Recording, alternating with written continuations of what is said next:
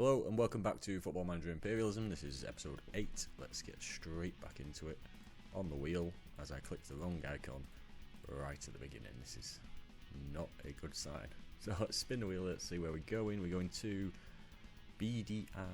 I've probably had this before. Is it Burundi? Possibly Burundi. It's Rukinzo anyway, the team. Let's spin the arrow. I realise I've still got my headphones on. I'll take them off in a minute. We're going to the north. Not slightly north west, so let's head over to Burundi. Okay, so this is Rukinzo, and Rukinzo we're going to the west and slightly north, so it is going to be FC. It says FC on there, it doesn't say it on here. Etoile de Kivu, who are from, I think it is the Democratic Republic of Congo. I will double check. Okay, so we have Rukinzo, lost the headphones by the way, versus Etoile de Kivu, Rukinzo from Burundi, and Etoile de Kivu from Democratic Republic of Congo. I was right when I said it. So let's see what score we're going to get here for the first game of the series episode today. It is a 3-0 win for Rukinzo of Burundi. So Etoile de Kivu were a second division side from Democratic Republic of Congo. I said that there was a comment in one of them asking how I chose the team. So it's the top division of every country, and some of the obviously stronger nations, England, Germany, Spain, etc., got the extra division essentially because their second division sides are as good, if not better, than quite a lot of the teams in the competition. So I just thought it'd be, I don't know, potential banana skins for some of the bigger teams and gives them a chance as well. And also for some of the bigger countries, so the USA, a lot of, I think I mentioned this in one of my earlier videos, I wanted to cover some of the states which didn't have teams in there, so they've got quite a lot of teams in there. China have got a lot of teams, India have got 2 divisions in there, Democratic Republic of Congo is also one, which is a huge country, and it just looked very sparse with just the top division, so they got some of their second division sides. Sometimes if I was adding second division sides, I'd ignore the teams which were amateur, as in club status. So obviously you've got amateur, you've got semi-pro, and you've got professional. So if it was a case of they were all professional but there was some which were amateur, then they didn't get included, or semi-pro and they didn't get included, or if they were all semi-pro, or a lot of them were amateurs but there was occasional semi-pro ones, and I'd cherry-pick the semi-pro ones. Obviously I've said that maybe if there's enough want or need to do another series maybe on FM 2029 or whatever version we're up to by the time this comes to an end, then yeah, we might do it again, but we might have more teams. I don't want to even start thinking about the setup of that. Anyway, this game, so Rukinzo won 3-0, goals from Junior Kavumbagu, Eric Rubugi Boogie. I mean, that is an amazing name if that's how it's pronounced. And Kevin Hakizimana. That's not as good. There was a Cherubin Nsingi was sent off for Kivu. So, but that was right near the end. Probably for the penalty, to be fair, because it was the minute before. But it didn't really make too much difference on the outcome. So let's see if any of the Kivu players are going to go across to the Burundi side, and they're going to get 1. I mean, I thought that was on 2. Then look at the state. 1 player, Rukinzo, and it's going to be, oh god, Jean Kanswe Nganzala. That's not as hard as I thought it was going to be when I first saw the sheer length of the name. So Rukinzo have taken this huge bit of land here in the Democratic Republic of Congo. But then when you compare it to other huge bits of land in the DRC, then you'll realise how big that country actually is. So let's go back to our wheel and spin, and we are now also at 3,279 teams remaining. So we've done over 200 teams so far in this series. Squeaky chair. Let's see, we're going to Pachuca in Mexico. So let's spin our arrow. And we're going to go southeast, so let's head to North America. It's been a long time since we've been to Mexico. So this is Pachuca, right here. I apologize if I said Pachuco, I might have said that. I can't remember if I said that out loud or just thought it in my head. Pachuca is here, and they are going south East is going to hit these, which is Tlaxcala. Probably butchered that. So Pachuca, top division side in Mexico, versus Tlaxcala, who are a second division side in Mexico. The Coyotes, and this should be a comfortable win for Pachuca. Maybe not. It should be. Not comfortable, but they've won. Hat-trick for Ena Valencia of former West Ham fame, amongst other teams obviously, for Pachuca, and then Bruno Baja scored for Tlaxcala. Ernesto Reyes also missed a penalty just before half-time, and that could have helped them, didn't in the end. So Pachuca also had William Carvalho as one of their players, and he was touted as going to be one of the next big things when he was at Sporting. I remember that. He was linked with a hell of a lot of different clubs. I think he went to Betis after that, and then I can't remember where his career went. Maybe he went to Pachuca after that, but I'm unsure on his exact career path. So we'll see if any of the Tlaxcala players are going to go across to Pachuca. I don't think they'll need them. The difference between the teams is quite high, so I thought we were going to land on two then, because that's usually the way that these things happen. It's just the one player, so the one player from Tlaxcala is going to be Ernesto Reyes. So Pachuca here have taken Tlaxcala's land, and unfortunately that really cool logo which they had has gone. So badge, sorry, gotta stop calling them logos. So we will now go back to the wheel, find out where we're going next. And we've been, in this episode, Africa and North America, and now we're going back to Africa. So it's Sporting Benguela in Angola, and they will be heading to the south, slightly to the east. That'll be Sporting Benguela then, because it's the Sporting Lisbon badge. Again, you'll see this come up a lot, as we probably have gone over in previous videos, but I just wanted to make sure. So they are heading south, so they will be playing up against Wiliete de Benguela. They're not going to be playing whatever I just said then. Wiliete de Benguela. So Sporting Benguela versus Wiliete Benguela, all Angolan clash, all Benguela clash. So let's find out. I guess this is a derby. Wiliete Benguela were the division above and have won comfortably 3-0, and I do not look forward to saying that first goal scorer's name is. So 3 goals, first minute, a goal from Abednego Mosiathaga.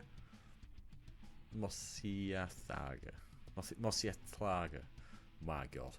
And then Nolito scored the second one. I could say his name. And Diu Masadila got the third. All of those goals in the first half. 3-0 win. Comfortable score. Let's see if any of the Sporting Benguela players are going to go across to Wiliete de Benguela.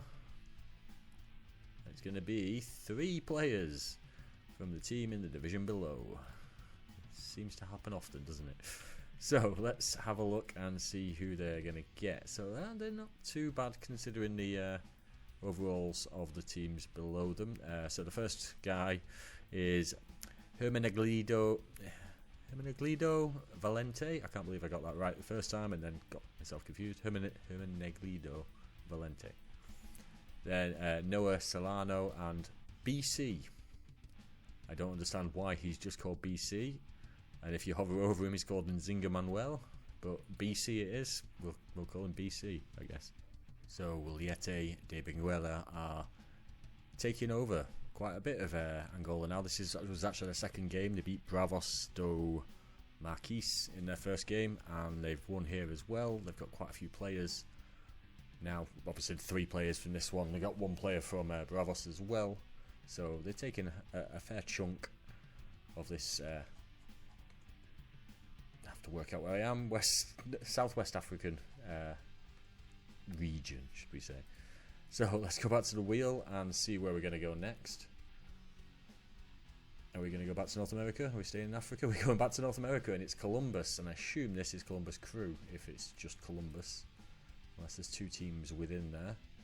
And they're going to go south, and obviously anyone from the US will probably know who that's going to be. Me? I'm going to have to try and find Columbus. Columbus, there we go. So it is Columbus Crew. This is Columbus Crew, and they were going south slightly to the east, so they're going to be playing up against Charlotte. I noticed someone in the comments wanted Charlotte to do well. Well, they're going to see them playing for the first time, so let's see how that goes. So, Columbus Crew versus Charlotte FC. I don't know if Charlotte has another name behind it, but it's a pretty, well, I'd say big game. Is it a big game in the States? We'll find out. And it has gone the way of Charlotte. It's 2-1. So, the one player I didn't want to come up clearly is, in terms of goal scoring, Jaquiel Marshall-Rutti. It's not too bad, I suppose. Scored in the 50th minute. Literally a minute later, Daniel Gazdag equalised for Columbus. And then Kerwin Vargas gave Charlotte the win with about 11 minutes to go, plus the injury time, which of course was about 6 minutes. Anyway, Charlotte did dominate in terms of shots. Columbus dominated in terms of possession, but it's gone Charlotte's way, 2-1 to Charlotte. So let's see if any of the Columbus players are going to go across. Press the wrong button, thank you. I realised I was holding down what I thought was Alt, and it was the Windows key. So let's spin this wheel. It's going to be 2 players. We're getting quite a lot of transfers across in this one, so let's click done. So 2 players from Columbus are going to go across. That's going to be Diego Rossi and Daniel Gazdag, the goal scorer in this game. So Charlotte have taken Columbus's state area here in the US. Let's go back over to our wheel and see where we're heading next. We've had some interesting ones. We've been North America, Africa, North America. Now we're going to Europe. It's Opava in the Czech Republic, or Czechia. So let's spin the arrow and find out which way Opava are going to go. They're going to go southwest. So if we head over to Europe, find Czechia. Just as my brain short-circuited there because there's so much colour I can't see what's going on. So this yellow area here is Opava, and we said they were going to go southwest. They're going to hit here though, which is Sigma Olomouc. I should know how to say that because they've been in European competitions before. So Opava versus Sigma Olomouc. I'm probably butchering that, but I'm really sorry I can't get it right. And we will see where they're going, or not where they're going, how the game went, and it's Opava who've won. It's a bit of a shock. Sigma were the favourites for this game, and they also are the division above. So a bit of an upset. David Vanacek, the goal scorer from a penalty spot. It's a very even game in terms of shots. Less so on target, but that's by the by. Possession-wise, Sigma did have a lot more possession, as you'd expect, being the team from the division above. Let's see if any of the Sigma players are going to go to Opava, because that could really sort them out. So no doubt we're going to land on 0 here, but it's only the one.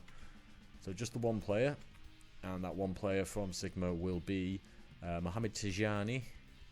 So Opava have taken this land here from Sigma. I'm not going to say the second bit because I get it wrong every time. So, and I won't have to say it again because they're out now. Sorry if you're a fan of them. So Opava have taken this bit of land. They've taken some players, well, one player, but it stands them in a bit of good stead. I mean, they've got Banextrava here, which is going to be a bit of an issue, but the Prague teams are over the other side, which could help them now. And above them, unfortunately for them, the Polish sides. Is that? Oh no, Piast. I don't know why I thought it was Chechen. So let's head to the wheel and spin and see where we're going next. And it is going to be not too far away, a bit further south. It's Fehérvár of Hungary. So let's see which way they're going to head. And they will be going northwest. So we head literally just down the way to Hungary.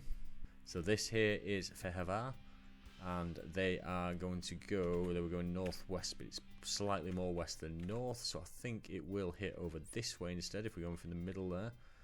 And that is Győri again. So Győri have already played once, relatively recently. They made their way into Slovakia, but now they're being attacked from behind from their own countrymen in Fehérvár. So Fehérvár versus Győri of Hungary. Fehervar the division below, but that's not really made much difference in the last few ones, and it's not made difference today. It's a 3-2 win for Fehervar, which means that they will actually go from their space in the middle of Hungary. They'll take Gyory's land in Hungary, but they'll also take Gyory's land in Slovakia as well. So let's have a look how this went down. So Liam clearly doesn't say Liam Castrati gave Fehervar the lead, an equaliser for Gyor for Madi Diarra, then Senna Miangwe own goal put Fehervar back in the lead, another equaliser for Gyor in the 77th minute, this time through Sabolks Sean. And then Fehervar took the lead for a third time with no reply, this time through Attila Fiola. They were pretty much outplayed by Gyor as well. Huge possession, ceded a huge amount of possession, ceded a huge amount of shots as well, but somehow managed to push through. So let's see if they can get any of the players of Gyory,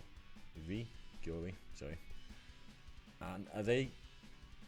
Oh no, just the one. That was so close to being 3, and that would have sorted them right out. But she's going to be the one, which is going to be Senna Miangwe, who I think scored the own goal in that match, so I think he wanted to actually go there. So Fehervar here have now, as previously mentioned, taken Gyor's land here and Gyor's land in Slovakia. So they have now moved out of Hungary. We will take it from, even though they have got this land up here, they attacked into Gyor's land, so we will take it from this logo as opposed to this one up here for their next roll, whenever that might come around. Let's go back to the wheel and we'll go and spin it, find out where we're going. Maybe a different continent? Nope, back to Africa. So Tunisia, Ben Guardain, and they are going to go to the southeast. It's Ben Guardain, which is this one. Good guess. And they were going to the southeast, was it? Yes. So they are heading into Liberia. Nope, they are heading into Libya, and they will be playing Al Olympic. So we have Ben Guardain versus Al Olympic. Ben Guardain of Tunisia, Al Olympic of Libya. So a North African intercountry match. Who knows? Ben Guardain won 3-0. Quite comprehensive across the stats. Amine Khaloufi, Mohamed Ali Almri and Nassim Sioud, the goal scorers. So let's see if any of the Al Olympic players are going to go across to Ben Guardain. And it's going to be... Is it going to be 2? Just about. We're going to have 2 players from Al Olympic, which is going to be Osama Eshtiba. Please go away. And... Oh. Please come back. And Mohamed El Amini Belmokhtar. So Ben Guardain have moved into the northwest of Libya, taking over from Al Olympic. Let's move back to our wheel and see if we can actually hit Asia, Oceania, South America, Africa again. Besham United. I'm sure we've had Besham United, or I've seen that name before. Obviously I've seen the name, I set the map up. So let's spin the wheel arrow and we'll see where we're going. We're going southeast again. So I will head over to Ghana. This is Besham United. They are going southeast, so they will be playing Legon Cities. I thought I was going to say Legion. Just have a quick check to see if they have played before. I'm fairly sure they have. Yeah, so Besham United beat Nations FC in one of the earlier videos. You might remember better than I will at the moment on this front, because it's been a long time since I've been doing these videos for quite a while and recordings, and I can't do it all in one night, and therefore things go out of my mind. Just a quick one, you might have noticed an empty space down here just before. For some reason the Great Olympics team logo badge had disappeared. I don't know why. Possibly deleted it when I was deleting another team, which might have started with great. Either way, they're back in here now. They haven't played yet. So they haven't lost a game. They shouldn't have disappeared. All sorted. So we've got Besham United for their second game in the series versus Legon Cities, who are making their debut. Besham have got a slightly better team and have won as well, 3-1 altogether. It's Nicholas Mensah own goal to give Besham the lead. They doubled it through Emmanuel Anor, and then Augustine Orkan pulled one back from the penalty spot for Legon Cities before Joseph Kimfel basically restored the 2-goal advantage for Besham United, and that's how the game ended. Let's see if any of the Legon Cities players are going to go across. And there's going to be none. No one's going across. So Besham are now taking over a nice little bit of land here in Ghana. If they can keep going and keep taking these teams out around them, it'll look quite a lot better for them. So we'll go to the wheel. We'll see who's going next. Are we going to get out of Africa for more than one? Are we going to South America? So this is the first time we've been here today. This episode. It's Tigre in Argentina. And we will spin the arrow to find out they're going northeast. Well, obviously it's the team which says Tigre on the badge. They're going northeast. So they're going to be attacking here in Uruguay. It's Progreso. So Tigre of Argentina, who would probably be Zealand's favourite team, just for the fact that they've got about 10 loan players in their first team squad, versus Progreso of Uruguay. So let's see how this goes. Tigre were the stronger team. They have won 1-0. Gaston Ramirez, I don't know if it's that Gaston Ramirez, but he scored in the 88th minute to win the game for Tigre. So let's have a look and see if any of Progreso's players are going to jump the border. We've spun a 0 again, second time in a row. So none of Progreso's players are going to Tigre. They're just going to enter Uruguay. So Tigre have entered into Uruguay now. Let's move back to our wheel and see. So Oceania and Asia are the only places we've not been to on this episode so far. We've now hit Asia. No, we've not. Don't know why I thought that was Laos. It's clearly Lesotho. It's Bantu FC. We'll see which way they're spinning anyway, but they are one of those teams in a very almost impossible situation to get out of. They're going northwest, so let's head down to our map of Africa and all the way down to Lesotho. Okay, so this is Bantu FC, and they're clearly moving out of Lesotho. And when I say they're moving out of Lesotho, they're probably not going to move out of Lesotho. They're going to be playing up against Marumo Gallants, and all signs point to a Marumo Gallants win. So the Lesotho side, Bantu FC, going up against Marumo Gallants of South Africa. I think we know which way this is going, but we'll go through it anyway. There it is, 4-1 to Marumo Gallants. At least Bantu got a goal. Makoni Marebe got a penalty in the 72nd minute, but they were already 4-0 down at half time. Goals by Sibusiso Kumalo, Gabardino Mahango, Lucas Ndu, and oh my word, Nadabaye Tetwa Ndlondo. As long as he doesn't score again, we should be alright. Why does every single name begin with T? By them two, and him. Okay, not all of them, but most of them. Either way, let's see if any of the Bantu players are going to go and cross the border into South Africa. We spin the wheel. I thought it was going to be 0 again then, but it's 1. So one Bantu FC player is going to go across, and it's going to be good. Swanello Quetley. So Marumo Gallants have taken over this area of Lesotho, the third South African side to enter Lesotho, and the Bantu era is over. Let's go back to the wheel and see where we're heading now. Are we finally going to get out of Africa? yes, we're going back over to South America. We seem to do Africa, another continent, Africa, another continent, Africa, another continent. It's bouncing around. Now it's bouncing back between South America and Africa, and we're going to Brazil with Ceará. Again, my Portuguese pronunciation. I can't even pronounce the word pronunciation in English, let alone any other language. They're going northeast. So, South America, Brazil. And now we just have to hope it's not one on the coast. It's one on the coast. So they're going northeast, which means they're leaving Brazil and going off to pastures new. I will have to have a look and try and work this out. Well, would you believe it? Them going northeast from here grazes just past the Western Sahara region, so they don't quite get that, and they're actually going to hit into the very south of Spain. They just missed out on so much there. Wow. So let's have a look at Spain and see who that team is going to be. If we go over to Europe,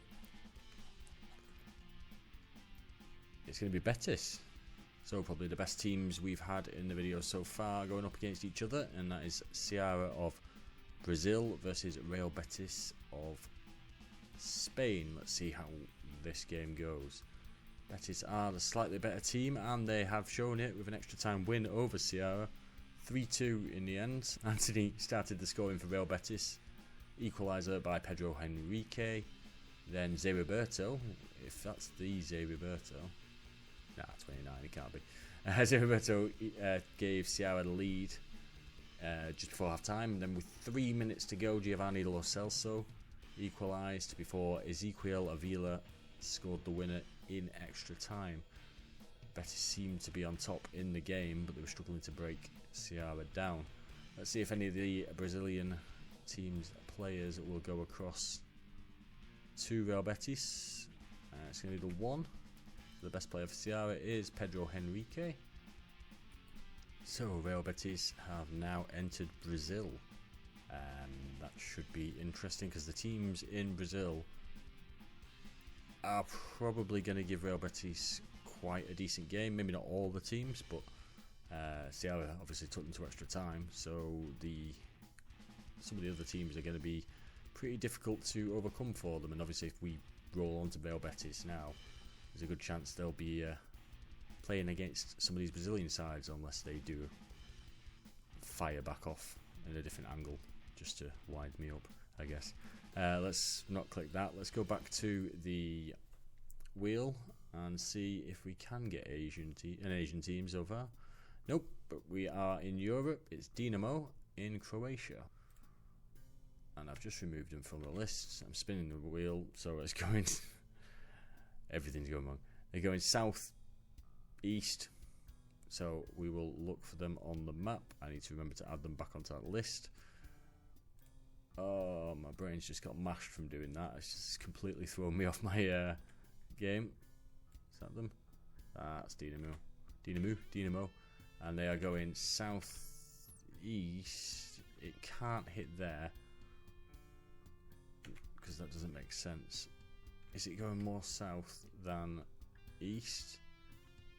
I'd say yes, so therefore I'd say it's going to hit, because they're slightly further over to the left of the country, so I'd say it's going to hit here, which is Dubrava. So, Dinamo Zagreb versus Dubrava. Dubrava, the division below Dinamo Zagreb. Dinamo Zagreb, the most successful team in Croatia. It went pretty much as you'd expect. 2 men sent off for Dubrava by the end of the game as well. Ivan Dominik and Luka Pasaricek were sent off, but the goals for Dinamo, there was 2 for Luka Manelo and then 1 apiece for Gabriel Vidovic, Dion Drainer Belio, Arba Hoxha and Josip Misic. So are any of the Dubrava players going to go across to to Dinamo Zagreb? No players. We're getting a lot of zeros today. I don't think they needed any from them anyway. It's for Dinamo, it's just a case of get some land. So Dinamo have taken Dubrava's land, no players, just simple land grab. They could do quite well around here, Dinamo. They've got all of Slovenia over here, obviously the other Croatian teams around them, Hungarian teams which probably won't do too well against them, Austrian teams up here, and obviously they could go quite far into Bosnia-Herzegovina as well. So let's go back to our wheel. I have rescued Dinamo from removing them by mistake earlier, and Dubrava have now been taken out. So let's see where we're heading next. And it's going to be Laos and Namta United. Is it Namta or Namtha? Namta. Don't quite know Laotian language, and they're going pretty much just west.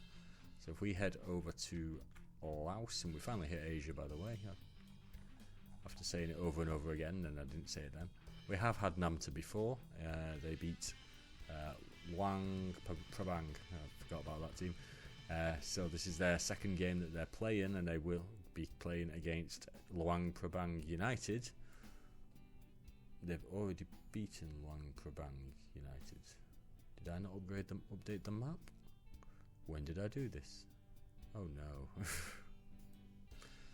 So I clearly didn't upgrade the map last time when Namta United beats Luang Prabang United, so I will need to update the map, but they are going west with a slight upward tint, and even from where they are currently situated here, that would more than likely put them up against Shan United. So we will set that game up, and I will upgrade this in 3, 2, 1, done. So yep, I've moved them relatively to the middle as well, and so yeah, it's definitely going to be Shan United. So we have Namta United of Laos versus Shan United of Myanmar. Shan United are a fair bit better, and a 2-0 win has shown that. So Mark Seki and Myoko Tun, the goal scorers for Shan, 20 shots compared to 2 from Namta, but pretty even possession. It just looks like Namta were out of their depth. So after that win and updating the map again, I'm going to be updating it again without Namta there. So Shan United, let's see if they get any of the players from Namta. And they're going to get one, which will be Rei Ishikawa. So Shan United now control the northern region of Laos. There's not many teams left in Laos now. 1, 2, 3, 4, 5, 6 teams left in Laos. And could that be one of the first countries to get taken over? We'll see. So we're back to the wheel. Let's see where we're heading now. And it's going to be Mladost in Montenegro. There are other Mladosts. This one is in the DG region. I don't know Montenegro well enough to tell you anything else about it, or even pronounce Mladost right, probably. They're going to the east, slightly north, so let's head over to Montenegro on our European map. Yep, last one. Okay, so they are this one in the middle here. I clicked every other team in Montenegro before I got here, and because they're going to the east, they are essentially just going to have to play Petrovac. Okay, so we are now having our first all-Montenegrin clash. It is Mladost versus Petrovac. Petrovac's slight favourites, but they're very similar in terms of ability. But it's Mladost who've won in the end, 2-1. Boris Dosiliak and Igor Vukcevic. The goal scorers for Mladost. Dejan Perovic, the goal scorer for Petrovac. So let's see if any of the Petrovac players are going to go across to Mladost. And they're going to get the one.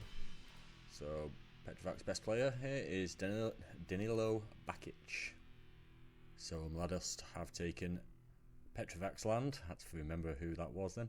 Just curious if you can see much here behind me. I have to shift a load of stuff from behind me every time I do the recording, which is always a bit of a pain, but when you live with small kids and a wife, then things get piled up in places. Obviously, the clothes all over the radiator, but yeah. And we usually have the frozen towel up behind us, or a Mario towel. And I think at the moment we're on Mario. Yeah, we're on Mario. Either way, let's go back to the wheel and we'll spin. And we're gonna get Mirabales, maybe, and I'm assuming that's Haiti. So let's spin the arrow and find which direction they're going to go. They're going to go south with a slight tint to the east. Let's go over to North America and find Haiti. They're the team. It is them actually, isn't it? Mirabales. And unfortunately for us, they're leaving the country, which means they're going to go down. It's going to hit one of these three countries here, I believe. Straight down here, over to the island on the far right. I can't remember what island that is, but it's this light blue team here. So if we scroll in, we'll have a look at them. Oh, look at the 4 pixels you can see. SV Uruguay. Obviously they're not from Uruguay, and I can't remember which island that is. So let's just have a quick check. Don't know why I keep this hidden on this screen, but I like to afford myself a bit of mystery. It is Bonaire. So, Mirabales, that's probably the best I've said it, or probably horrendously wrong, but someone will probably pick me up in the comments. Mirabales of Haiti versus SV Uruguay of Bonaire. Mirabales much stronger on paper, and they just scraped through 3-2 in the end. Most of the goals in the first half, as we keep seeing on these things. Joachim Jean scored the opener for Mirabales, an equaliser from Kevinson Franz for SV Uruguay, who then took the lead through Ayrton Franz just before half time, but then right on half time Jeff Louis scored a penalty to equalise for Mirabales. Then the second half Felix Louis gave Mirabales the lead, and that's how it stayed. It was quite close on stats as well, even though Mirabales did look a lot stronger. Either way, let's see if any of the SV Uruguay players are going to go across up to Haiti. And there's going to be 2 of them, because why not? 2 SV Uruguay players, so that's going to be Robert Barance and Gervin Clara. Gervin Clara? It's their Dutch speaking, aren't they? So it'll be Gervin. Stop it. So Mirabales have taken over this area of Bonaire. Let's now head over to the wheel and see where we're heading next. And it's going to be, drumroll, Ratnam in, I guess, Sri Lanka. So let's spin our arrow first. If you can find out where they're going, please don't go south, thank you. Just worried about any Sri Lankan side going south straight down to Antarctica, and then we'll have to respin the arrow. They're going north, so they're definitely going to hit someone, assuming this is Sri Lanka. This is Ratnam, and if they're going north, they're going to go up against Upcountry Lions. Another use of Lions as a name. So this all Sri Lankan clash between Ratnam and Upcountry Lions. I'm not looking forward to the names which are going to come up if it's a high scoring game, because my god, some of them are long. So let's see, it's a 3-2 game, a 3-2 win for Upcountry Lions. They were huge favourites, so it's a bit of a shock to see such a close game. So, I mean, here's one name which I'm fine with. Eugene Swen scored Upcountry Lions first, but that was after Shinal Mira had scored a penalty in the 3rd minute for Ratnam. In the second half, this is what I'm worried about. Gabadamusi Idoru Thilanka Nandasiri scored for Ratnam. That's one player. You got Butler as well. And then Upcountry Lions got it back to 2-2 with Kavindu Hishan, and then scored the winner with 5 minutes to go from Atanayaki Midegi Kumara. Okay, so let's see if any of the Ratnam players are going to go across to the Lions. And I don't know why, I was just about to say, and they're going northeast. Let's spin the right wheel, that'll help. It's going to be the one player. And that one player from Ratnam is Bandara Godaj Mohammed Rial. This is the name here, if you can see this one, that I was most worried about, because it's 1, 2, 3, 4, 5, 6, 7 names long. Pindingi Maharenda Jayanath Sajith Sagara Ruan Kamara. That's just no need for that many names. I'm sorry. I'm sorry, mate, but just the occasional one. Oh, the guy who scored is only 4 current ability. That's pretty impressive. I digress. So, Upcountry Lions here have taken Ratnam's land in Sri Lanka in our first Sri Lankan match. Let's go back to the wheel and see where we're going. We've had a few smaller teams playing out in this one, so let's see if we've got something bigger on the cards. It's probably bigger than Sri Lanka, but Stade Renard in Cameroon. So let's spin the arrow, and they are going to go pretty much pretty much west. So let's go over to Africa. So the one with the fox, Stade Renard, I assume it's a fox, and they were going pretty much due west, slight down, but it's still not enough to hit below them, so they're going to be going up against UMS Loom. So our all Cameroonian clash between Stade Renard and UMS Loom, and it has gone the way of UMS Loom. Goal by Desmond Kamini in the first minute, and then just before half time Wilfred Mabugain scored to make it 2-0, and then in the second half Emmanuel Mbongo scored for Stade Renard. Let's see if any of the Stade Renard players are going to go across to Loom by clicking on everything but the right screen.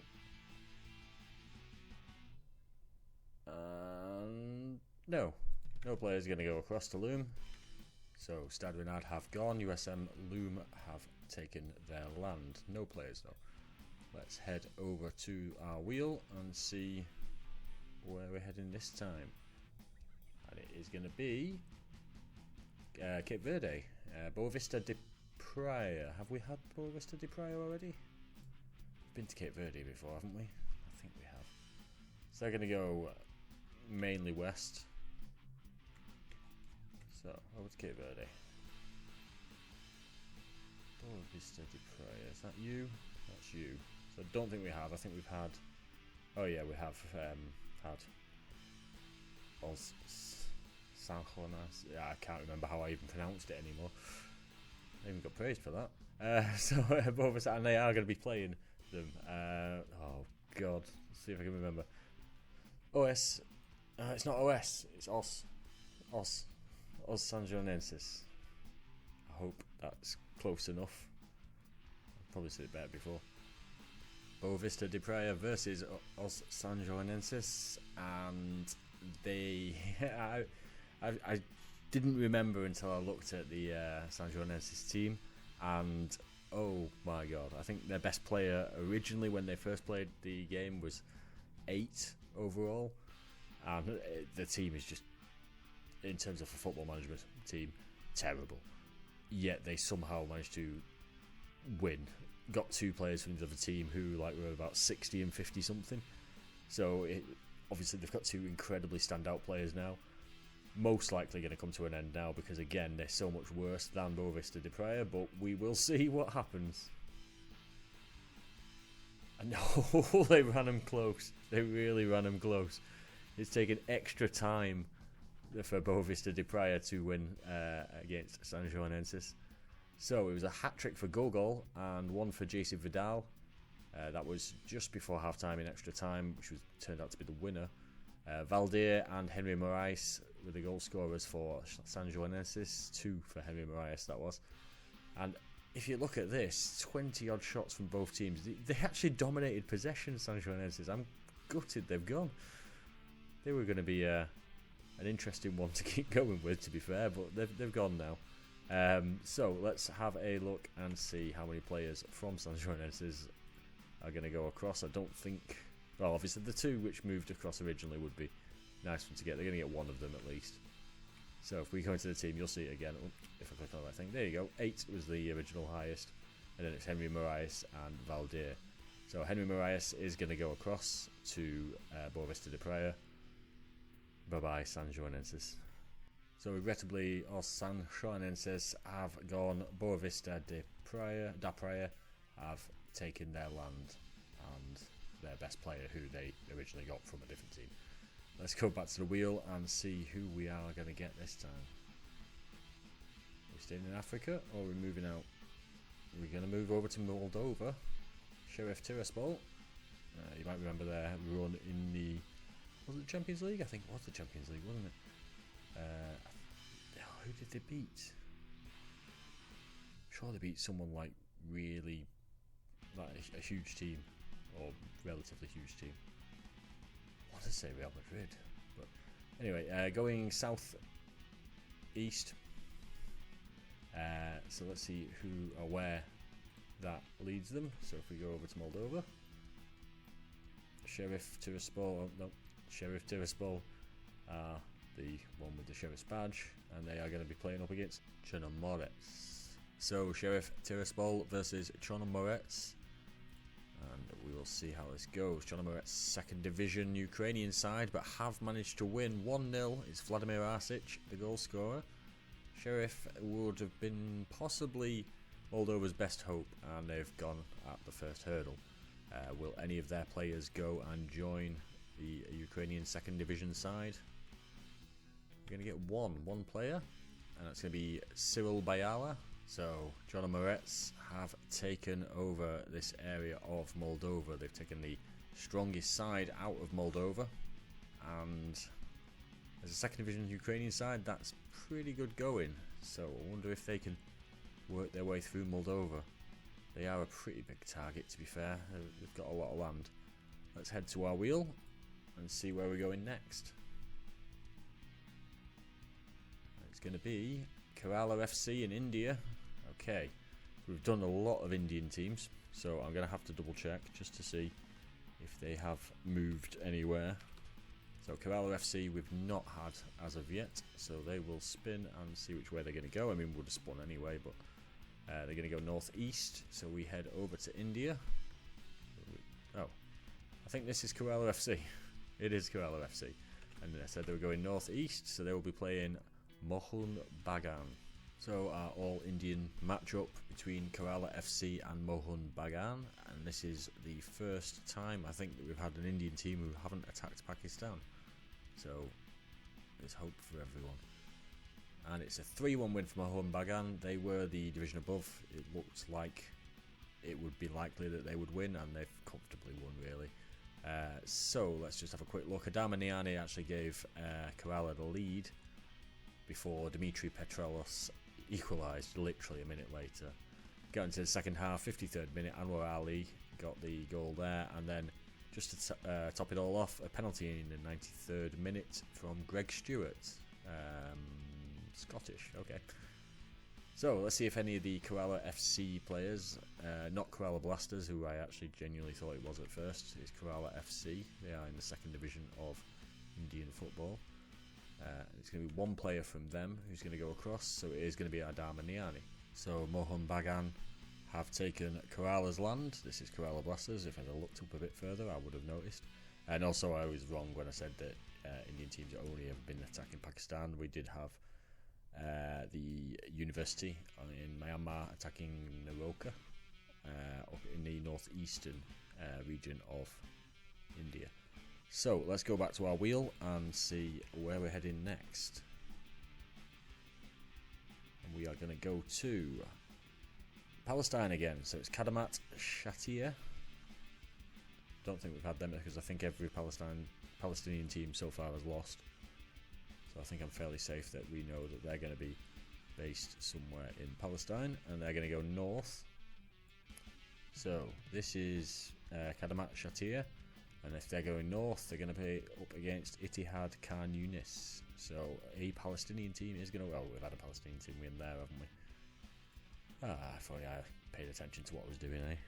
We haven't had a Palestinian team win, just had to double check that. It's just that they didn't have quite enough teams to make up a full circle like this one. So our all-Palestinian clash, the chance for the first Palestinian team to get on the winners board, so to speak. It's Kadamat Shataya versus Ittihad Khan Yunis. I'm going to sneeze, so bear with me.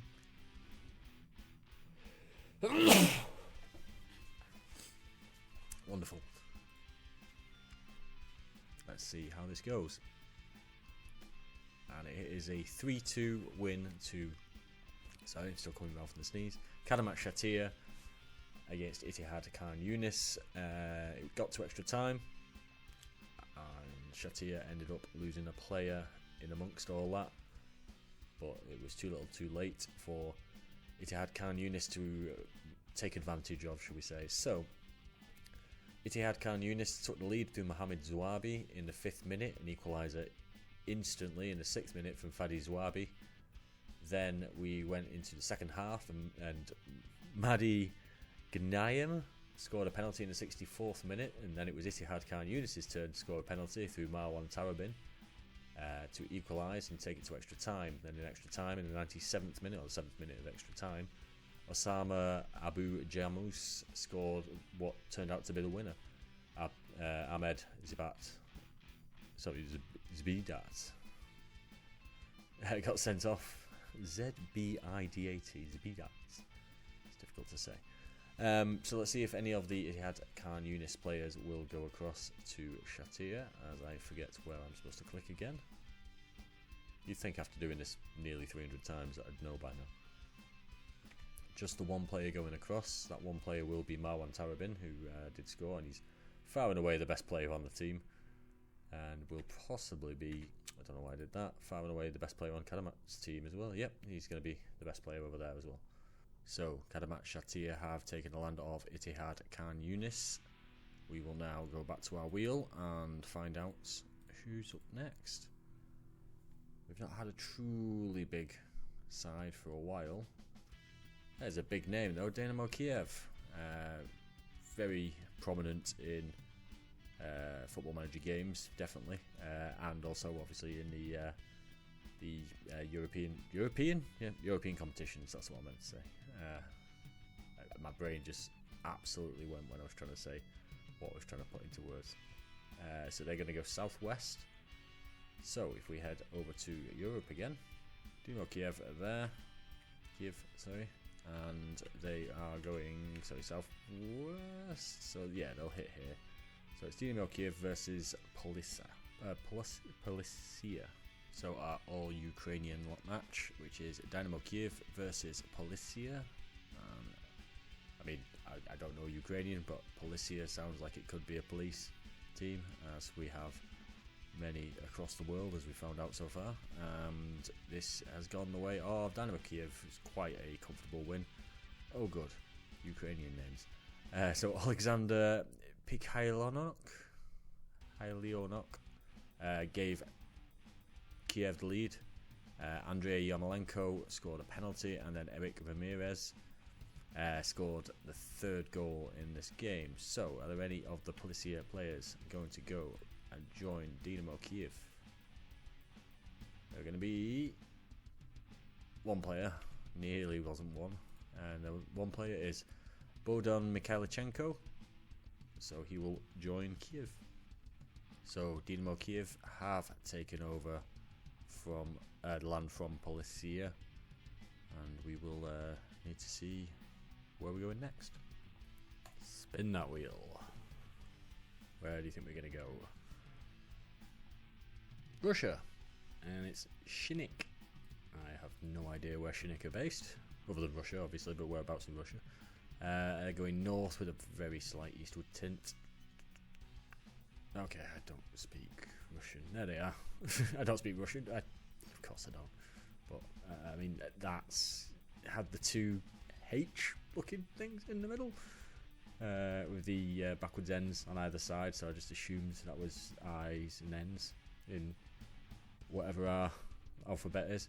Either way, that's Shinnik, and if they're going north, they're going to hit whoever this is. That's Rubin Kazan. I should know that. We've seen Rubin Kazan about well, twice. I think they've scored like 5 each time. Yes, so they beat Nizhny Novgorod 5-4 and Spartak Kostrona 5-1. So Shinnik have got the work cut out for them in this one. So Rubin Kazan for the 3rd time up against Shinnik. Shinnik, the division below Rubin. So let's see if they can cause an upset.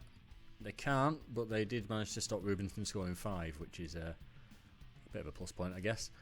So they actually had one of their players sent off, who I'm going to struggle to say, Eduard Valyakometov got sent off. That was before the second goal went in, so Marvin Cooney gave Rubin the lead in the first half. Then they missed a penalty, which I think came off the back of the sending off because it was a minute before the penalty was missed. But Alexander Lomovitsky scored and Jacques Siwe scored the 3rd goal for Rubin. So let's see if any of the Shinnik players are going to join Rubin. I think in the first game they didn't actually get any players. The second game they got 1, and this one they've got 2. So the next time they play they're going to win and get 3, I guess. So 2 players from Shinnik. They're not going to really feature, I don't think, because they're not that good compared, but it's going to be Oleg Lanin and Dmitry Samoylov. So Rubin now taking over quite a lot of the land of Russia. They've won 3 games on the bounce, picking up some players on the way through, but not necessarily the best players. They are far enough away from Zenit at the moment. You shouldn't hit them or Dynamo Moscow for a bit, or CSKA for that matter. But I think for their own safety, they'd probably want to go east. So let's go back to the wheel and see where we're heading next. And we are heading to Cameroon again. It's Gazelle FC. Is it Cameroon? I'm fairly sure it's Cameroon. Just in case it was Comoros. And they're going west, which always worries me on a country that it has a coast to the west. So this is Gazelle, clearly, FC, and they're going to be playing Plateau United, and I'm sure we've seen Plateau United before, and you usually can tell because of these lines being like this, so I'm sure they've already played someone. Plateau United, yes, they beat Lobby Stars in Nigeria 3-2 after extra time, so this is going to be their 2nd game. It'll be Gazelle's 1st game, and it's going to be a Cameroonian side versus a Nigerian side. So Gazelle FC of Cameroon versus Plateau United of Nigeria. Plateau United are I wouldn't say much better team, but they are a better team and should possibly pick up their 2nd win. They haven't. They've lost 1-0 to Gazelle FC. Okay, so Plateau United they've won 1 and lost 1, which means they're out of the competition. Gazelle FC have gone through. David Isumba, the goal scorer. So let's see if any of the Plateau United players are going to go and jump across the border to Cameroon. And they're going to get 3, which is going to help Gazelle a lot here. So, Plateau United's top 3 players are Sunday Chinidu, Pam Samuel, and John Amar. So that is 3 players who are all better than Gazelle United's players. Their top player is 83, and it's a goalkeeper who's just going to be replaced now anyway by John Amar. So Gazelle FC, or FA as it is on there, must have got it wrong when I typed it. Gazelle FA are now in Nigeria as well as Cameroon. Let's go back to the wheel and see where we're heading next. So we are looking at Jamaica, and it's Dunbeholden, and they are attacking to the east with it's pretty much southeast, isn't it? It's no 2 ways around it. Let's go over to Jamaica to these lovely blocky logos, badges. This is Dunbeholden, which obviously if they're going southeast, they're leaving Jamaica. They should hit one of these islands here, unless they're going to thread the needle ridiculously like who was it, the Brazilian one who ended up in Betis. I can't remember what team it was now, that wasn't that long ago. I'm sure you'll remember. So looking at this, we are hitting the red team on that island above the island my mouse is currently hovering over. So it will be Happy Hill, which is in Grenada. So Dunbeholden from Jamaica versus Happy Hill of Grenada.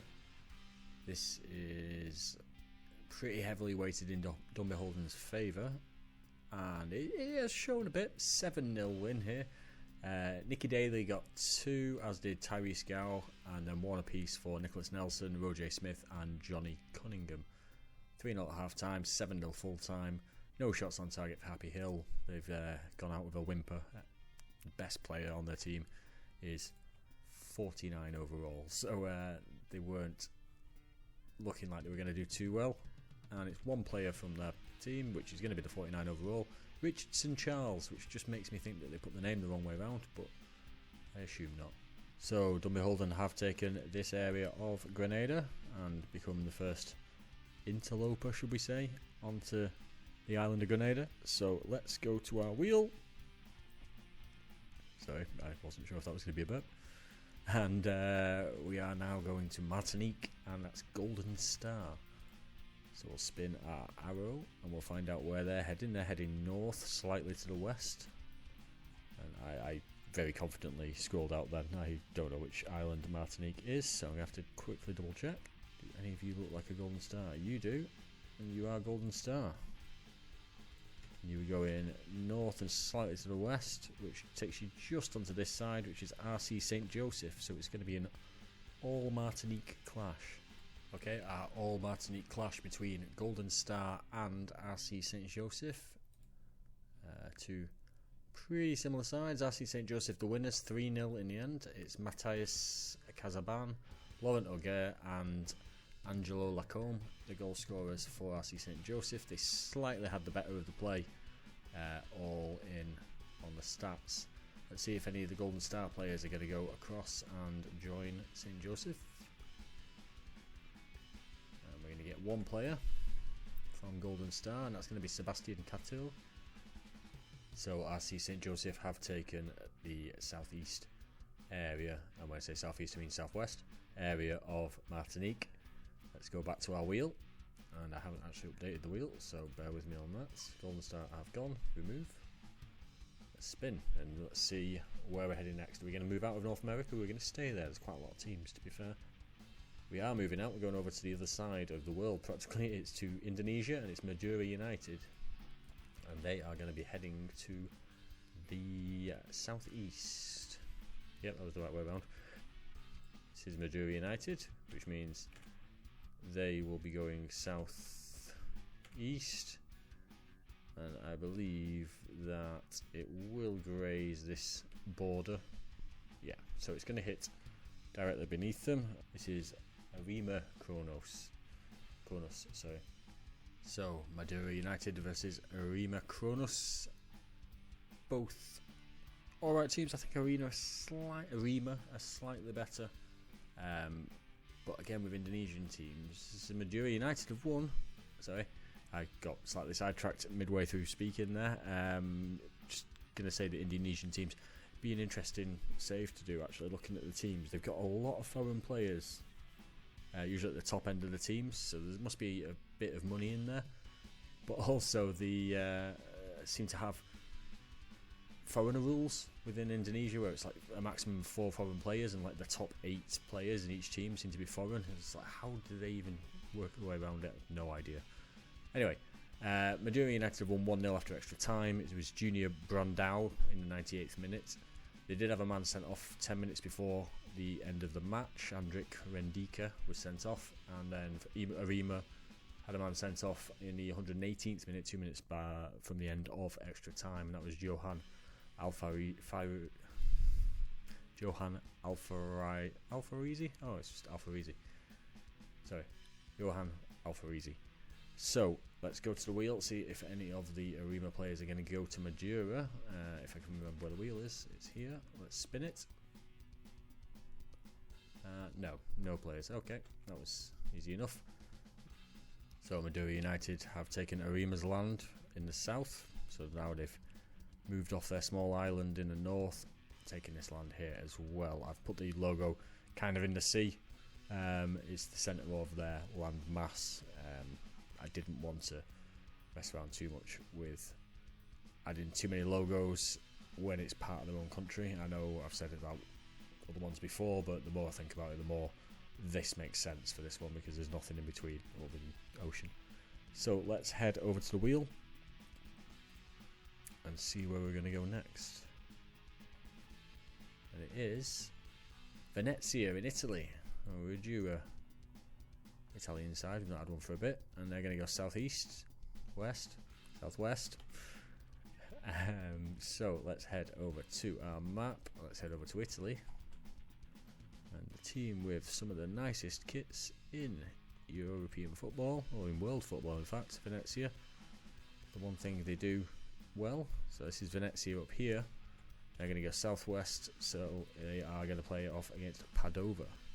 So we are in Italy now for a all Serie B matchup between Venezia and Padova. Venezia aren't a bad team, about 3 stars overall in terms of how it rates the teams. I think Padova were 2, possibly 2.5. So it's all on Venezia's. Well, it's Venezia's game to lose, and they haven't. They've won 2-0, and it's goals from Giorgio Alteri and Andrea Adorante.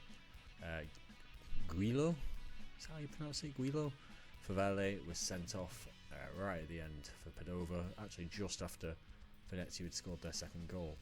So we'll see if any of the Padova players are going to go across to Venezia.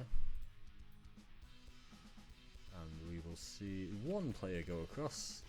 So that one player is going to be Alejandro Gomez. Padova have also got the classic, if you asked a 6-year-old English kid to name or make up a name for an Italian, you've got Kevin Lasagna here. So Venezia here have taken Padova's land, and big nice orange block there. So we will go back to the wheel. Just have a quick check. We'll go back to the wheel. We've got 2 more games lined up before the end of the episode, so this is the first one of those, and it's going to be Sunday in Stone Temple Pilots. I think I've made that joke already. STP, and I can't remember where that place was as well. And then I'm fairly certain that I was like, oh yeah, of course it is, when I looked it up. So let's just go through the same joke and the same realisation again. STP, Sao Tome and Principe, yep, I do definitely remember doing that. Brilliant. So let's spin the arrow to see which way they're going. They're going pretty much northeast.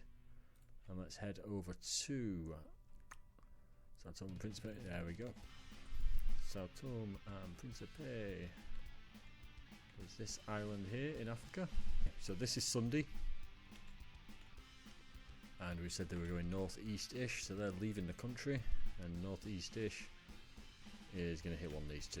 I think it's an arrow job.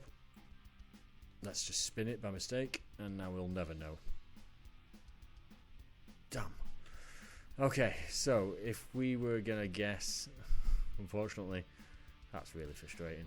I'm going to say it's going to hit here on in Fundación Bata, which is part of Equatorial Guinea, is that? I think so. So, yeah, unfortunately I spammed the wheel instead of copying it. There are going to be mistakes in this. Bear in mind, I have to start doing this at starting about 10 o'clock at night. I get easily distracted by random Football Manager things, random stats maps and things like that. So I am usually finishing off my run of teams at about, I don't know, usually about 1 o'clock in the morning, and up for work at about 6. So this is how I am killing myself with no sleep, but live while you're young, eh? If only I was. So Sunday versus Fundación Bata. Fundación Bata don't seem to have many players, so I'd say Sunday are probably the favourites for this, unless their greyed out players are better. So we'll see how this goes. It's Fundación Bata who've won. Goal by Manuel Nguema, and that's it. Just a 1-0 win. They comfortably won the game, to be fair. Only gave away 2 fouls compared to the 23 from Sunday. So, Fundación Bata could use some players. So let's see if they're going to get any. And they're going to get... no, they are going to get 1. I genuinely thought I was going to land on 0. So, the top player from Sunday is 29 overall, Joazzy Phil Silva. So he will go and bulk out that Fundación Beta side, as you can see. Not many players. Alright, Steven from the future here. When I was editing this video, I realised that in my clearly sleep-deprived state, I put Sunday as the winners on the map. So Sunday ended up in Equatorial Guinea. I've since changed that, and obviously you can see now that Fundación Bata are here. But if you actually catch a glimpse of this in the rest of the video, I can't remember if there is or not, then be rest assured that it has been sorted. So we come to our last spin of the wheel for this episode 8, and we will see where we're going for our final game. It's going to be Ghana, FC Samatex, and they are going to be heading to the northeast. FC Samatex. So this is going to be their first game. They're going northeast. From the centre of the logo is going to hit up here, which is Becham United, who definitely have played before. I think they've played twice, have they? Yes, they have. They beat Nations FC and Legon Cities. So FC Samatex of Ghana versus Becham United of Ghana. Can Becham United make it 3 wins out of 3, or can FC Samatex stop them in their tracks? We will find out. No, they only can't. 5-0 to Becham United. They are turning into some sort of Ghanaian powerhouse here for some reason. Darlington Gyanfosu scored twice, and Emmanuel Anor got a hat-trick. 5-0 in the end. FC Samatex, let's see if any of their players are going to join Becham, and they're going to get Southeast, because why not? Just the one. They're slowly building their team instead, and they're going to get Evans Osai Wusu. And there, after the last game, we have Becham United taking over even more of Ghana. Can they be a surprise package here in Africa? We'll see as the episodes carry on. But that was the end of episode 8. Thank you very much for watching. Please do the whole like, share, subscribe bit. I've seen a massive uptake. I mean, by the time I've recorded this one, I think episode 4 is due out this Thursday, so I've got a batch in advance and I have to do it weekly. I can't put them out quicker than that at the moment. As I said, full-time job, 2 kids, wife, have to do this at night. Couldn't do it during the day because you just have screaming children around, so it's difficult, to say the least, to find the time. Will I burn out? Nah, I've never slept much anyway. So, thank you very much for watching. I've done all the spiel there, but please like, share, subscribe, etc, etc, and I will see you in the next one. Thank you very much. Cue the theme tune.